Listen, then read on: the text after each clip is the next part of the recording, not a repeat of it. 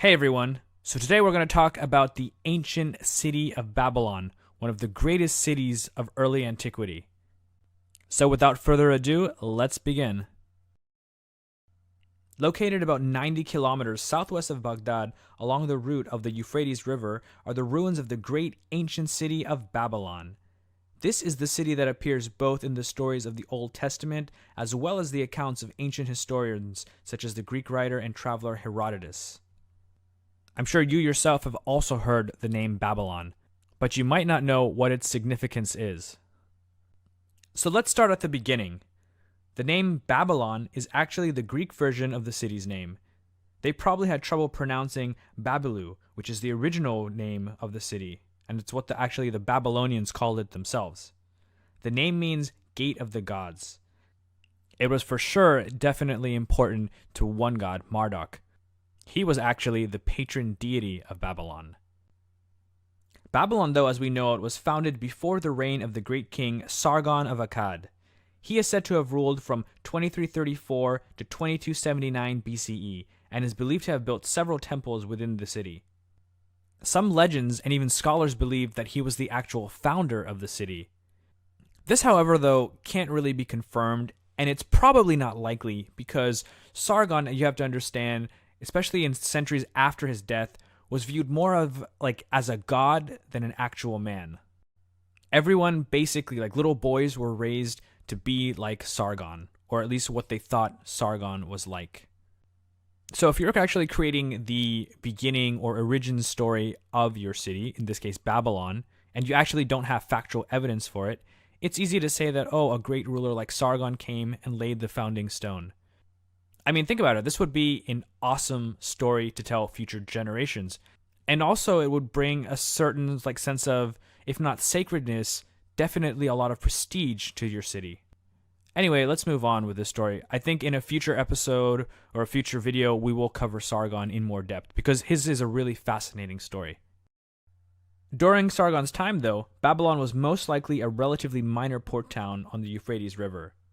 Unfortunately, there's not much in terms of artifacts or buildings that can be recovered from that time period. This is because those parts of the cities silted up over the years and were also built up upon by the ever-expanding Babylonian population. The city, though, probably rose to prominence with the arrival of a people from the west known as the Amorites, sometime after the collapse of the third dynasty of Ur. Babylon takes to the world stage with the advent of the Amorite king Hammurabi, who ruled from 1792 to 1750 BCE. Following the abdication of his father, Sin-Muballik, Hammurabi quickly transformed Babylon into one of the most powerful and wealthy cities in not only Mesopotamia, but the entire ancient world. Through the treasure that he gained from his many neighboring conquests, Hammurabi invested heavily into his capital by building new temples, public works projects, fixing and improving irrigation networks, investing in the local economy, and strengthening the city's defensive walls. However, Hammurabi's real claim to fame lies with his code of laws, the first real known written law code in existence. By the year 1755 BCE, Hammurabi had pretty much united all of Mesopotamia under his rule, and in the process made Babylon into the world's most livable city of his time. All empires, though, eventually fall, and Hammurabi's was no different. Following his death, Babylon's fortunes reversed until 1595 BCE, when it was sacked by a people from Anatolia known as the Hittites. Hittite rule was relatively short-lived, and they in turn were conquered by another people known as the Kassites. It's believed that the Kassites came from the Zagros Mountains, in today what is southwestern Iran. The Kassites ruled for about 400 years, and we don't have too much information about them until 1160 when the Assyrians come onto the scene. Though they shared much in common, the Babylonians didn't really take too kindly to Assyrian rule. Still, they were too weak to revolt until the reign of the Assyrian king Sennacherib, who ruled from 705 to 681 BCE. Sennacherib, however, wouldn't tolerate any dissent, and in typical Assyrian fashion, for they were known to be extremely barbaric and cruel towards their enemies, he had the city razed to the ground and a good portion of its people massacred. His intent was to make Babylon a vivid example for other cities within his domain that harbored thoughts of rebellion. It seems, though, that Sennacherib may have gone a bit too far and his original plan backfired. In fact, his massacre of the city was seen as such an impious act by both his people and his court that he was later assassinated by his sons. His youngest son, Esarhaddon, took over after his death. In an almost total reversal, Esarhaddon began a process of restoring the once great city to something akin to its former glory. He even lived there for part of the year. It's unclear why this was so. Maybe he liked the weather, or maybe he feared Marduk's retribution. Despite this, the Babylonians still were not too fond of the Assyrians. They revolted yet again in 652 BCE against King Ashurbanipal, the last of the great Assyrian kings. He also put down the rebellion, but unlike Sennacherib, spared destroying the city. In fact, he didn't even blame the Babylonians for the revolt. According to his chroniclers, he blamed it on evil spirits that had manifested themselves within the population. He sent priests to purify Babylon and rid its citizens of these evil spirits. Ashurbanipal probably also feared Marduk, or at least learned from the assassination of Sennacherib what could happen to him if he followed in his predecessor's footsteps. After Ashurbanipal, Assyrian authority in the region began to wane until they were decisively defeated by an alliance made up of the Babylonians, Medes, and possibly some Scythian and Persian tribes. The final blow came when the Medes and the Babylonians sacked the Assyrian capital of Nineveh, basically turning it into a wasteland. For the first time in several centuries, the Assyrians had been completely neutralized. No longer posing a threat to really anyone in the region, a Babylonian from the Chaldean tribe named Nebuchadnezzar became the ruler of Babylon. Thus was born the Neo-Babylonian Empire. This also marked the beginning of a renaissance in Babylonian art, literature, culture, and the overall prosperity of the city and most of its inhabitants. Nebuchadnezzar set the stage for his son, Nebuchadnezzar II, to become probably the greatest king of Babylon after Hammurabi. Ruling from the years 604 to 561 BCE, Nebuchadnezzar expanded the city and added several structures that would become extremely famous throughout the ancient world. These included the Ishtar Gate and the legendary Hanging Gardens of Babylon. Though no actual evidence of the Hanging Gardens have been found, the Ishtar Gate has, and a reconstruction of it with original materials can be seen at the Pergamon Museum in Berlin. We should also remember that despite its splendor, Babylon had a great ugly underbelly. According to the Bible's Old Testament and other sources, mostly archaeological, Babylon was built with a lot of forced slave labor.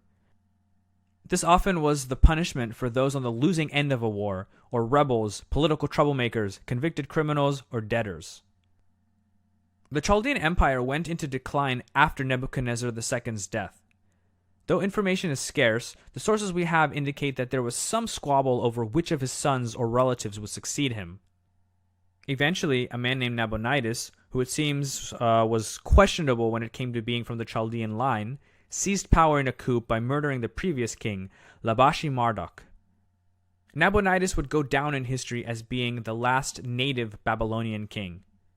In 539 BCE, the Persian king Cyrus the Great defeated the main Babylonian army at the Battle of Opis. With the main Babylonian army defeated, or at least immobilized, Cyrus made his way to the capital of Babylonia, the city of Babylon itself.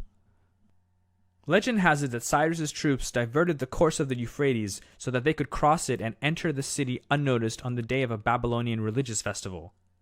Whether or not this actually happened is debatable, but what is known is that the city was spared any major damage and was most likely taken without a fight. So how could a foreign conqueror, in this case the Persians, take over Babylon without much resistance? Remember, the Assyrians fought tooth and nail, and in the end could only pacify the city of Babylon by massacring its population. The likely reason for this is that Nabonidus had run afoul of the Babylonian priesthood by ignoring his ceremonial duties as king to their chief god, Marduk. Babylonian tablets that have been discovered from the period claim that Nabonidus had been worshipping and building temples to another deity, the goddess Sin. In fact, he had even left his son Belshazzar in charge of Babylon while he went for years on a retreat to some desert shrine dedicated to the goddess. Cyrus, on the other hand, depicted himself as a servant of Marduk and not only restored his temples, meaning Marduk's temples, and carried out the proper ceremonial rites, but he also allowed the Babylonians to live their lives out in peace.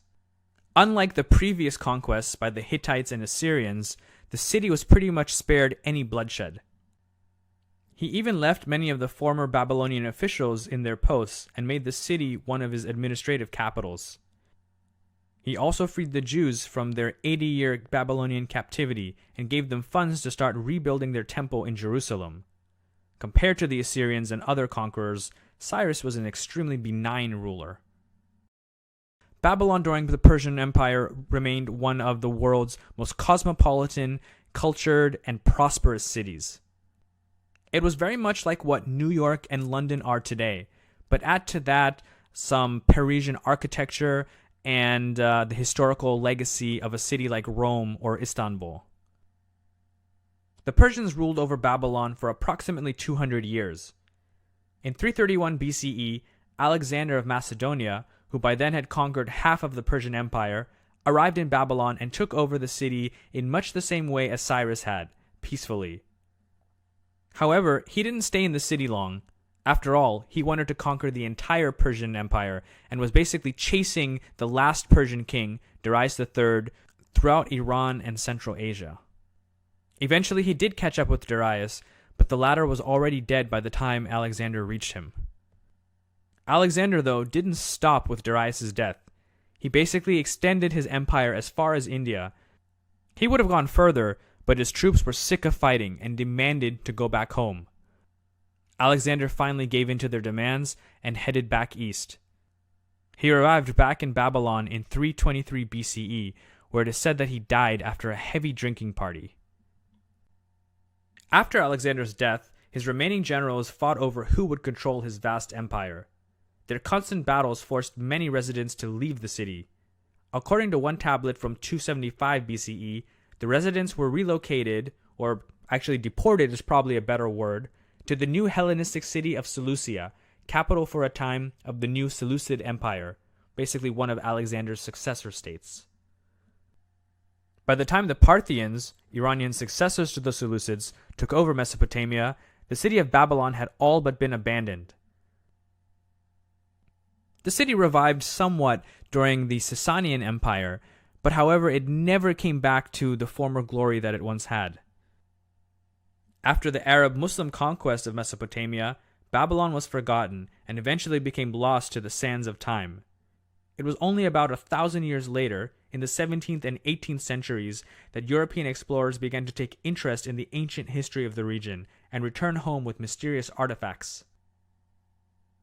These strange objects intrigued historians, universities, and wealthy adventurers who by the 19th century were coming in droves. Some of them came expecting huge profits, others to discover the lands mentioned in the Bible. From 1899 to 1917, the German archaeologist Robert Kohlduy did a lengthy and comprehensive excavation of Babylon's ruins. This is what led to much of the information that we have of the city today, and why, well, you're actually listening to this. Thanks so much for stopping by. If you found this video useful, like and subscribe to the channel for more content in the near future. Thanks a lot, and hope to see you soon.